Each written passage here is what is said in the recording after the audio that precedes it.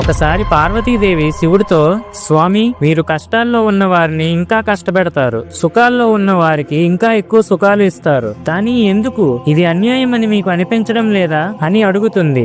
ఇది విన్న శివుడు చిరునవ్వు నవ్వి, నీ ప్రశ్నకి సమాధానం మాటల్లో కాదు, స్వయంగా నీకే చూపిస్తాను అని చెప్పి పార్వతీదేవిని భూలోకానికి తీసుకుని వస్తాడు. శివపార్వతులిద్దరూ అలా భూలోకంలో నడుస్తూ ఒక గ్రామానికి చేరుకుంటారు. అప్పటికే తిరిగి అలసిపోయిన పార్వతీదేవి కొంత సమయం విశ్రాంతి తీసుకుందామని శివుడితో అంటుంది. పార్వతీదేవి మాటలు విన్న శివుడు, సరే, మనం ఇక్కడే విశ్రమిద్దాం, నేను వంటకు కావాల్సిన సామాన్లు తీసుకుని వస్తాను, దేవి నువ్వు వెళ్లి వంట పొయ్యికి కావలసిన 3 ఇటుకలను తీసుకుని రా అని పంపిస్తాడు. పార్వతీదేవి ఇటుకల కోసం వెతుకుతూ ఒక అందమైన ఇంటి దగ్గరకు వెళ్తుంది. కానీ ఆ ఇంటిని వదిలేసి ఆ పక్కనే ఉన్న పాడుబడిన ఇంట్లోని గోడ నుంచి 3 ఇటుకలను తీసుకుని శివుడి దగ్గరకు వస్తుంది. ఇటుకలను చేతుల్లో పట్టుకున్న పార్వతీదేవిని చూసి శివుడు చిరునవ్వు నవ్వుతాడు. పార్వతీదేవి, స్వామి, ఎందుకని అలా నవ్వుతున్నారు అని అడుగుతుంది. శివుడు, పార్వతి, నువ్వు ఈ ఇటుకలను ఎక్కడ నుండి తీసుకుని వచ్చావు అని అడగగా, దారిలో కనిపించిన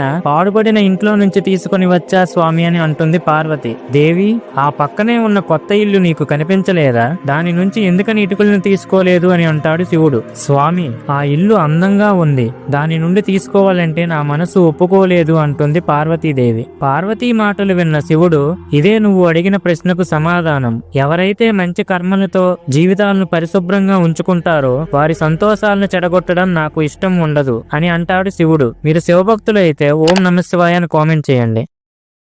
Download ShareChat.